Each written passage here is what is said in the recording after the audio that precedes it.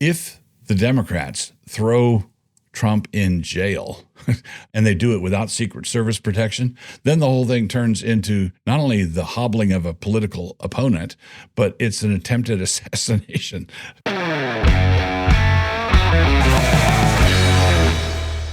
This is our first session after the conviction of Donald Trump in the hush money trial that occurred in New York. And so I wanted to say a few things about this particular goat rodeo. The Democrats are playing with fire, and they're remarkably short-sighted. And I don't think we should try to intervene to stop them, even though what they're doing is truly a hazardous game. That whole case revolved around whether or not the hush money that was paid or the non-disclosure money that was paid to Stormy Daniels constituted a campaign contribution. So what happened in New York was a misdemeanor. The only way it was turned into a felony is that it was cobbled together with federal campaign finance requirements, which a Manhattan DA doesn't have the authority to do. But he did it anyway.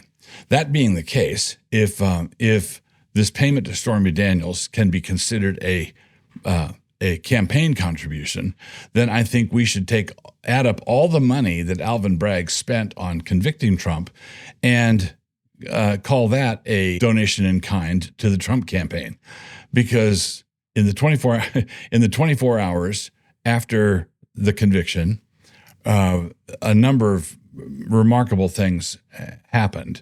And this kind of behavior, this conviction, the sentencing is July 11th. If there's any jail time involved in this, then the Democrats are bidding fair to try to beat Nixon's record of 49 states to 1 in the Nixon-McGovern campaign. Do they really want a clean sweep?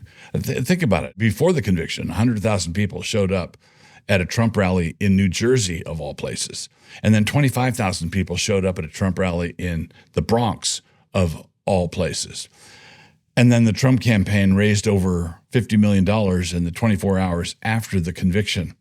If the Democrats throw Trump in jail and they do it without Secret Service protection, then the whole thing turns into not only the hobbling of a political opponent, but it's an attempted assassination in public view. Let's put a former president of the United States in jail without any Secret Service protection.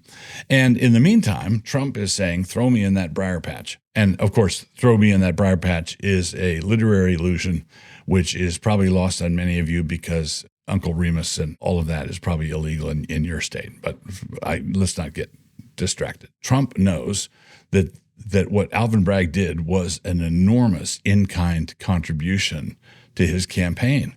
It's an accelerant. The whole thing is mystifying.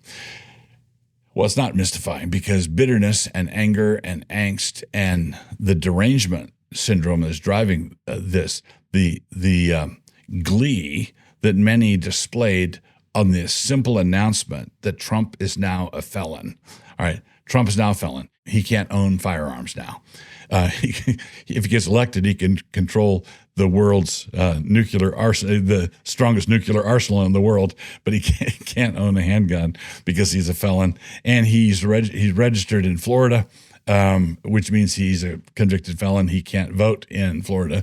So in the landslide that appears to be coming, Trump's vote will not be part of that, apparently, unless somebody fast tracks this to the Supreme Court and the Supremes seeing what's happening, including the liberals on the Supreme Court, as they see what's happening, if they haven't lost their minds too, unless they slap this down, we're going to have a very, very interesting few months ahead of us. That's the life I want. I want to be 70 and have 18 grandchildren. Let's go! I came from the mud. There's dirt on my hands. Strong like a tree. There's roots where I stand.